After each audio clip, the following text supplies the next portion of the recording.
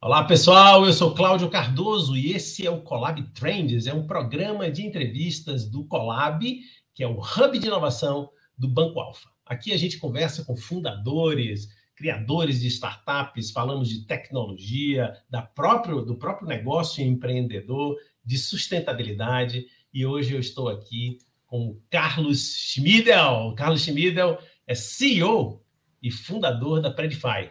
Ele é mentor de programas de startups, tecnólogo em processos gerenciais, professor convidado e coordenador de mercado do MBA em Innovation in Lean Startups da Universidade Federal de São Carlos. Carlos, muito obrigado por atender o nosso convite. É um prazer ter você aqui.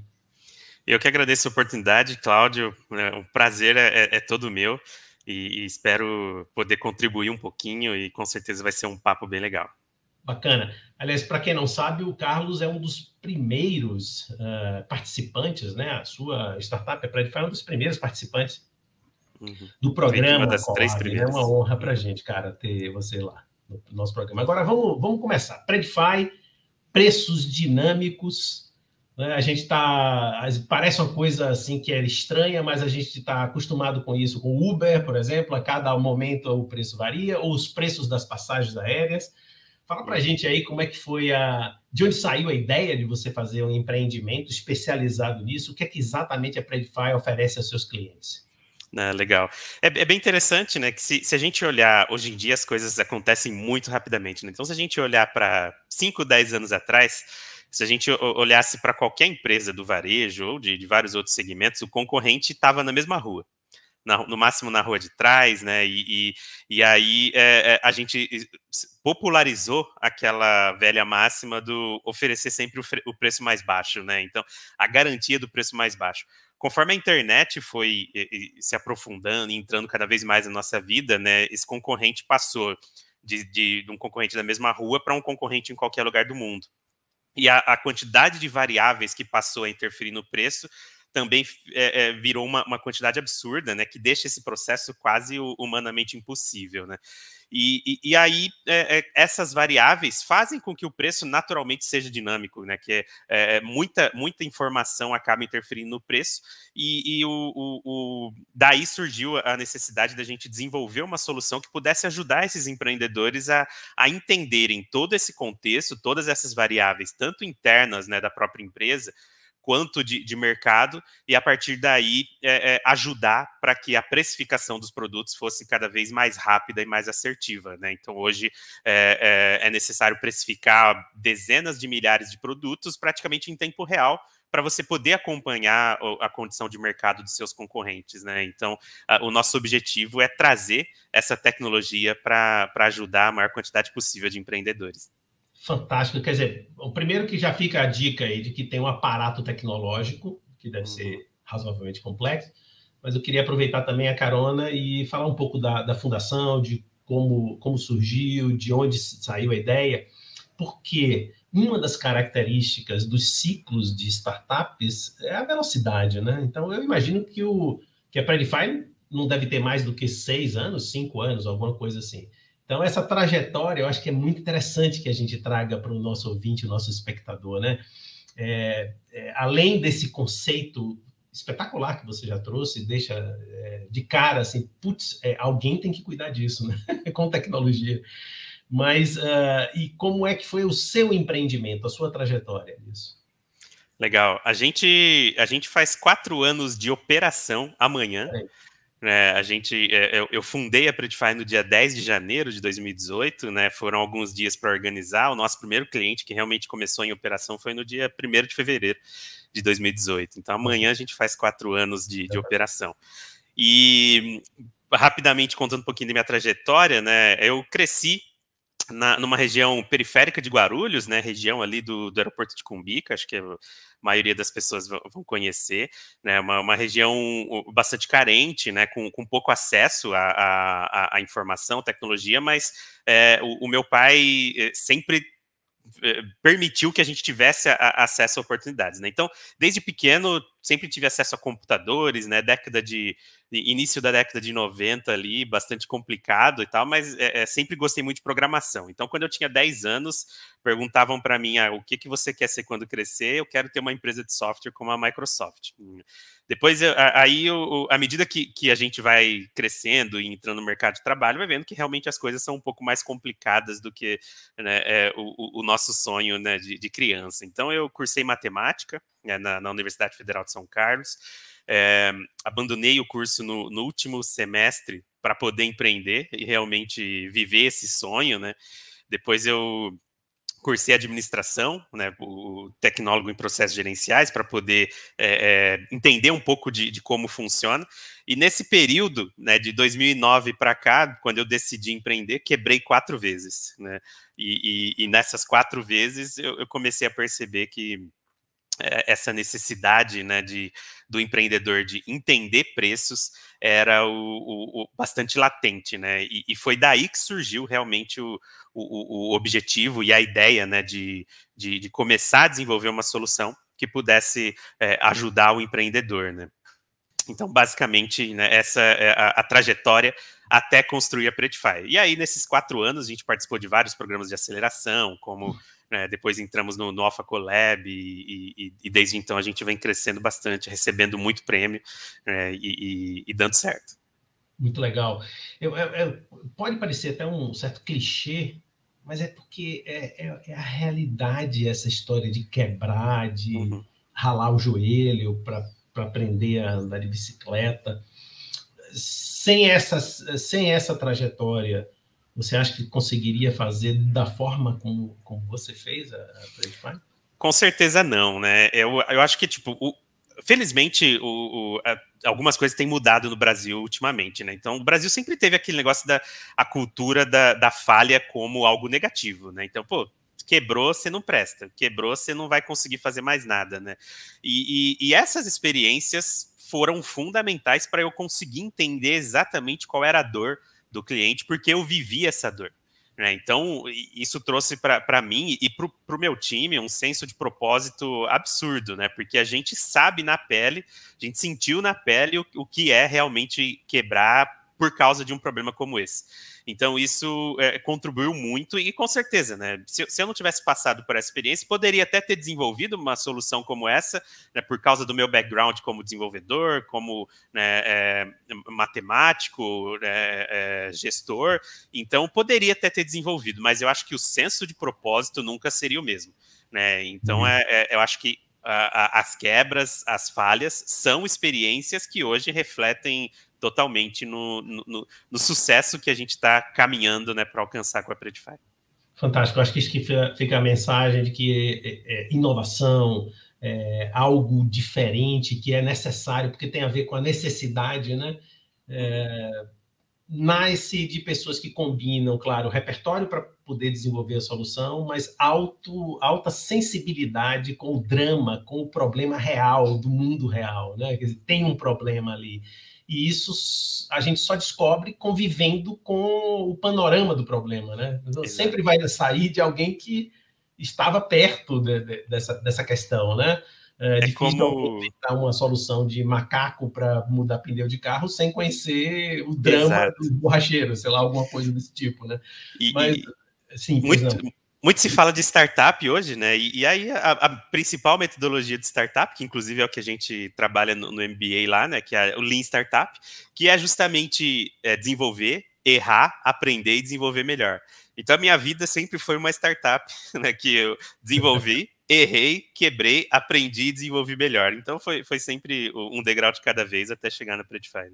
Agora, uma coisa que eu estava refletindo até esse final de semana, a propósito de um artigo que eu estava preparando, é que as startups, por definição, são empresas pequenas. Não é uma tradição brasileira, pelo contrário, né? Tristemente, uma realidade brasileira de que pequenas empresas, micro e pequenas empresas, não têm acesso a crédito, financiamento. Conta para a gente como foi essa trajetória de se autofinanciar e qual é o contexto que vocês estão hoje, né? Se eu não me engano, vocês já fizeram alguns processos de séries ou até de vendas, enfim. Conta para a gente aí essa trajetória, né? Essa via crucis do pequeno empreendedor brasileiro.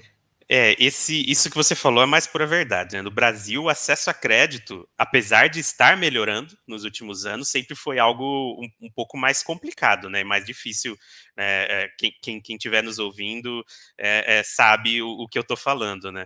E então, no Brasil, quando você desenvolve uma empresa e quando você quebra, né? Você não quebra só na PJ, você quebra na PF junto. Porque como é difícil ter acesso a crédito, você acaba juntando grana pessoal, né? Eu vendi carro, vendi um monte de coisa, né? E para poder financiar, pega dinheiro emprestado e tal. Então você acaba também, quando algo dá errado, acaba se prejudicando bastante na PF também. Felizmente, né? Nos últimos anos, com esse desenvolvimento de startup, né, do ecossistema de startup, o número de investidores, né, que passam a olhar para a startup é muito maior. Né? Eu não, há 4 anos atrás eu não tinha a menor condição de desenvolver por conta própria, né, a startup, e também não tinha condição nenhuma de conseguir crédito, né, com bancos e tudo mais. Então, o que nos ajudou muito foram realmente esses investidores que passaram a olhar para a startup. Então, desde cedo a gente fez captação com investidor anjo, né, então depois a gente, logo nos primeiros meses, ainda em 2018, a gente conseguiu uma primeira captação, né, com investidores anjo. Depois a gente conseguiu com aceleradoras, né, e aí a gente fez no total, até o início do ano passado, a gente havia captado 1.300.000, né, que foi nos primeiros 3 anos o que manteve a Predify. E aí, no ano passado, a gente começou a buscar outras linhas, né? Eu precisava decidir se iria fazer uma rodada Series A, né, com um fundo de investimento maior, ou se iria seguir outro caminho. E aí a gente recebeu uma proposta de aquisição, de uma grande empresa do varejo, né, a Neogrid, né, uma das maiores empresas do varejo no Brasil hoje. E com isso a gente começou a estruturar e fizemos um M&A, né, e o M&A, né, para quem está nos ouvindo e não sabe, é a fusão e aquisição, né? Então a gente passou a fazer parte do grupo Neogrid, eles, né, adquiriram 51%, né, da Predify.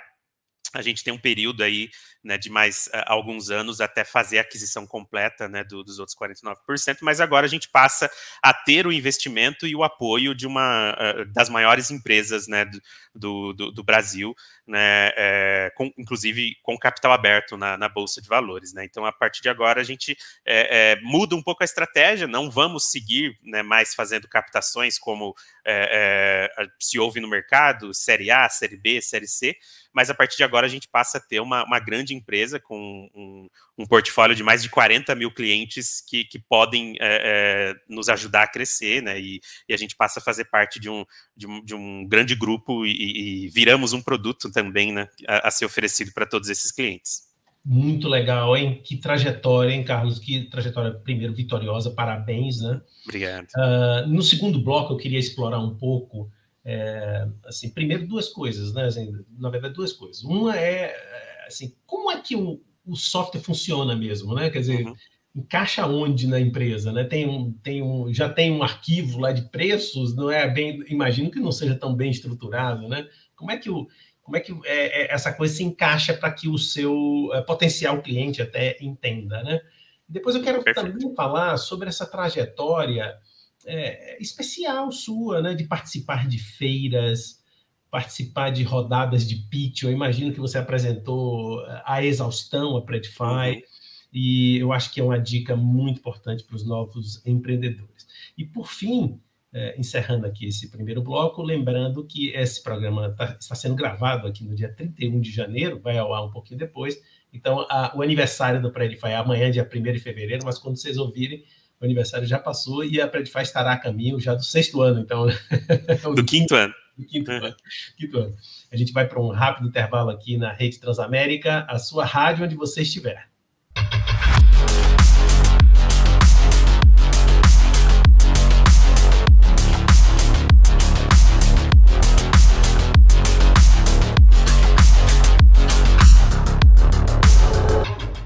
Olá, pessoal, já estamos de volta aqui com o Colab Trends. Hoje eu estou conversando aqui com quem está ao meu lado, Carlos Schmidl, que é o CEO e fundador da Predify, né? Preços variados, né? Preços variáveis, dinâmicos, espetacular.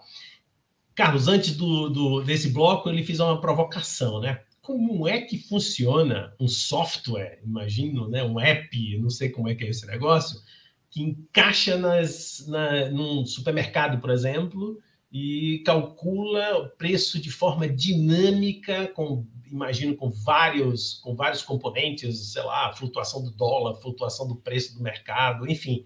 Fala aí pra gente, mais ou menos, como é que funciona essa mágica, né, que vocês fazem? Legal, e bem interessante essa pergunta, né, inclusive, porque pensei muito nela quando a gente começou a desenvolver o Predify, né, e aí a gente percebeu, pô, tem uma quantidade tão absurda de dados que não dá para a gente fazer numa planilha de Excel e muito menos num software simples, né? Então, a solução que a gente encontrou foi desenvolver uma inteligência artificial, né? Muito se fala hoje de inteligência artificial, né? A gente pensa, pô, aquele negócio, né, que a gente vê em filmes e tudo mais, não estamos nesse nível, é algo bem mais simples, né? Mas a gente usa uma linha interessante, né, de inteligência artificial, diferente um pouco da linha da IA mais tradicional, como, por exemplo, Netflix, né, que todo mundo está acostumado, que sugere filmes e séries a partir de uma série de dados que a gente disponibiliza, porém a gente não sabe quais são esses dados. No Predify, a gente desenvolveu uma inteligência artificial chamada de inteligência artificial explicável, que a gente treina essa IA para ela dizer para a gente quais são as variáveis importantes que vão interferir no preço. Então, com essas informações, a gente sai varrendo o mercado. A gente monitora não só preços dos produtos concorrentes, né, e cria um grande banco de dados. Hoje a gente monitora mais de 20 milhões de produtos, né, como também variáveis macroeconômicas, climáticas, índices, né, de commodities na bolsa, né, não só aqui no Brasil, no mundo inteiro, como você falou, né, dólar, câmbio e tudo mais.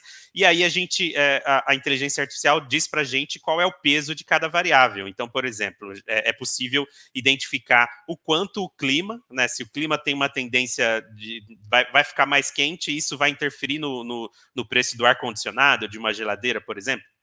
Né? Então, a gente consegue ter todas essas informações e aí a própria IA identifica tudo isso e cria, né, o melhor preço que vai gerar o maior resultado para a empresa, mas que ao mesmo tempo seja competitivo no mercado e também justo para o cliente. Então, a gente tem essa preocupação de não aumentar preços indiscriminadamente, mas também criar um preço que seja justo para o cliente e que vá trazer resultado também para a empresa. Né? Com isso, por exemplo, um sonho aqui meio delirante meu, um shopping center numa terça-tarde que tem menos movimento poderia oferecer, por exemplo, estacionamento gratuito por um período e 5% de abatimento em o shopping inteiro, todas as lojas. Isso seria, claro, muito trabalhoso, eu imagino, são centenas de clientes, mas seria um sonho possível nesse cenário. Perfeito. Havendo a possibilidade de integração de um sistema único, né, o mais interessante é que a gente está falando de preço até aqui, mas o que define preço é comportamento.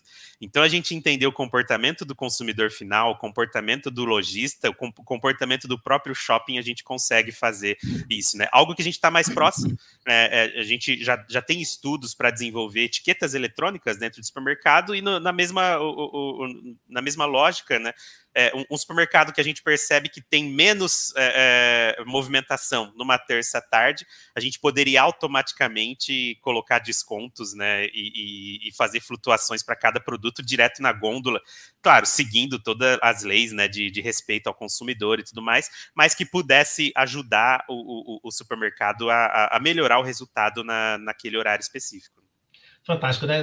Na verdade, esse encontro da gente aqui, Carlos, é uma verdadeira aula, vou exagerar um pouco, um choque de realidade, né? Quer dizer, preço que se expressa no número ali, R$19,95, é altamente complexo, né? São centenas, talvez até milhares de variáveis que entram em jogo para a definição desse valor, né?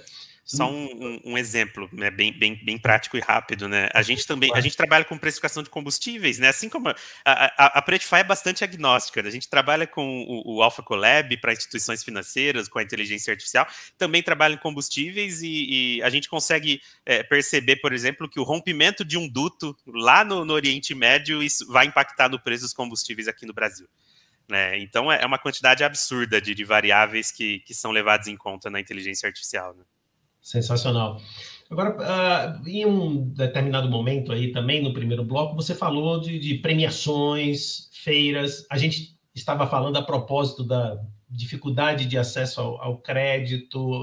Talvez, se der tempo, a gente volta um pouco a isso, porque o ecossistema de inovação, apesar de ser formado, por definição, por pequenas empresas, a startup tem a característica de promessa de crescimento muito mais rápido, que favorece ou atrai investidores de risco, né? Enquanto que pequenas empresas, de fato, no Brasil ainda são penalizadas por não prometerem isso, né? Enfim, é uma equação complexa, embora as pequenas empresas ofereçam aí, sei lá,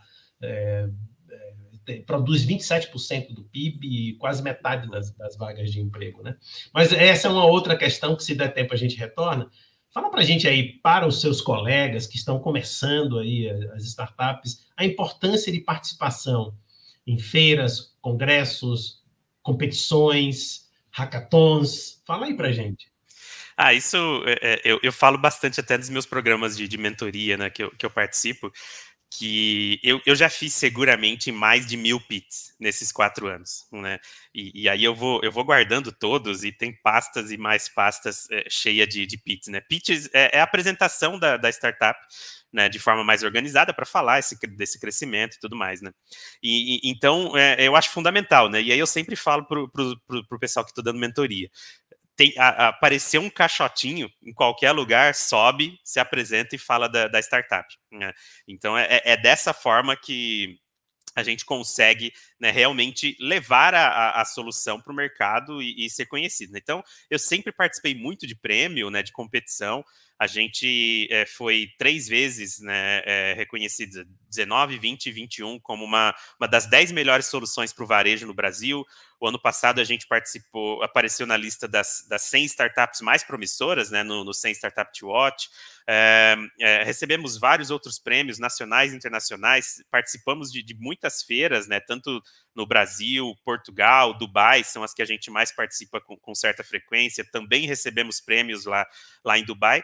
E essas competições de pitch abrem portas, né? Hoje a gente está estruturando uma operação de distribuição com um parceiro lá em Dubai, por causa de um pitch que eu fiz e ele viu, gostou, né? E hoje a gente está desenvolvendo essa parceria. Então é fundamental.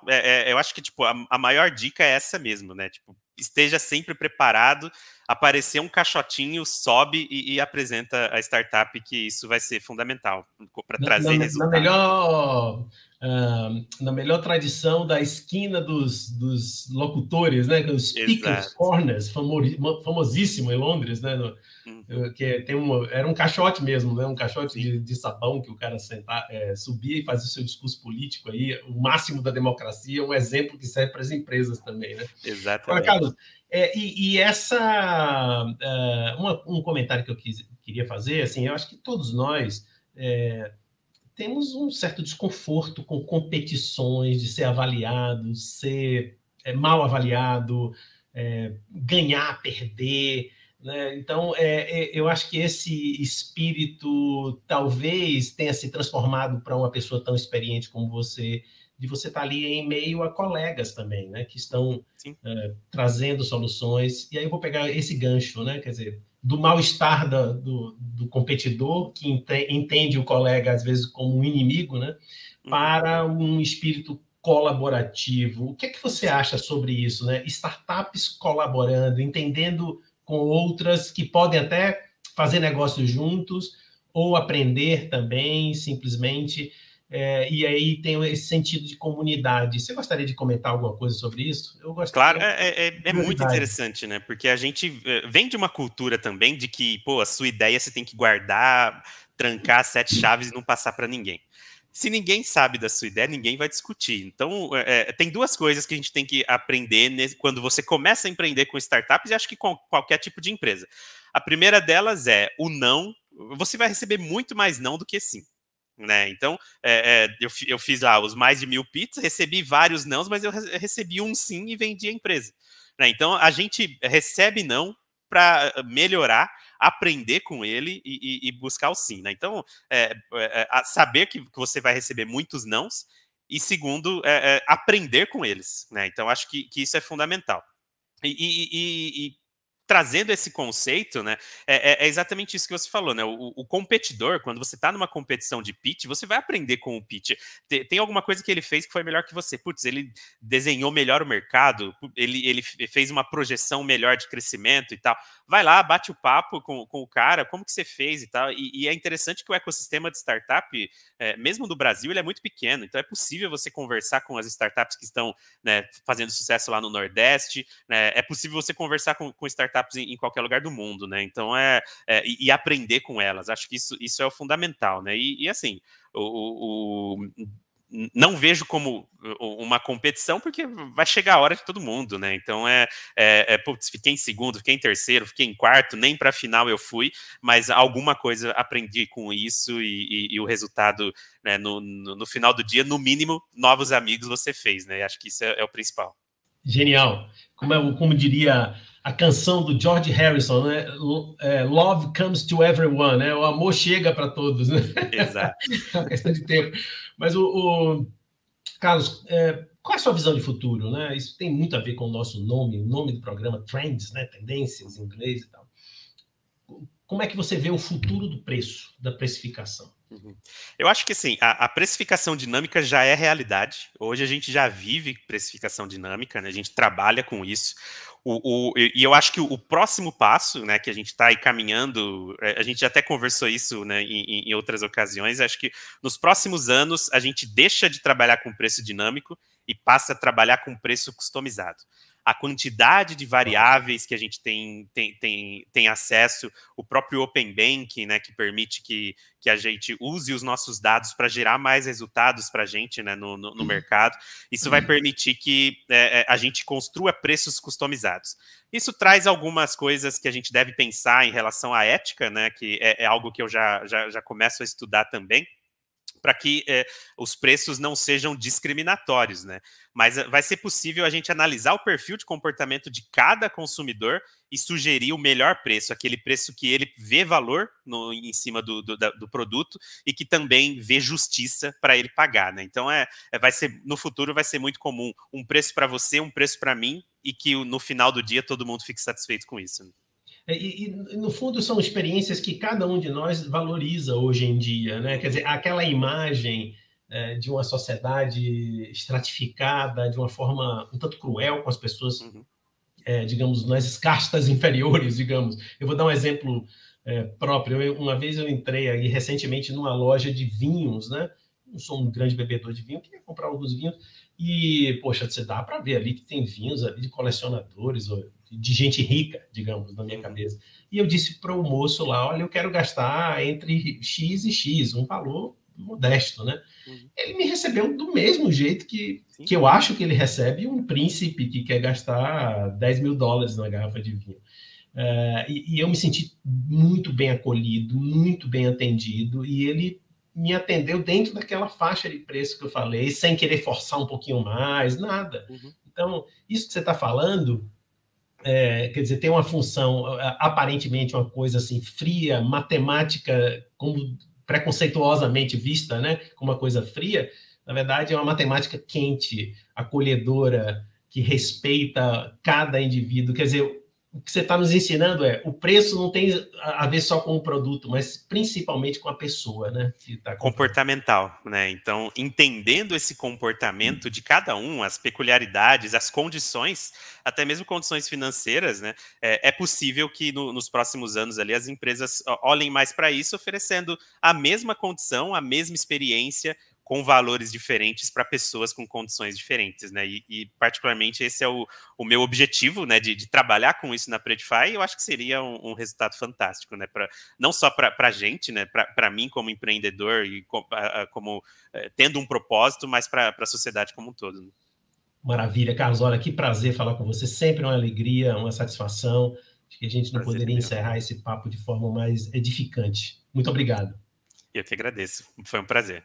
Chegamos ao final de mais um Collab Trends. Hoje eu conversei com Carlos Schmidl, que é o CEO e fundador da Predify. Um papo interessantíssimo sobre preços dinâmicos. Então você já sabe, entre nos nossos canais do Alfa, no YouTube e no Spotify, nos acompanhe, se inscreva, dê o seu like e fique com a gente na Rede Transamérica, a sua rádio onde você estiver.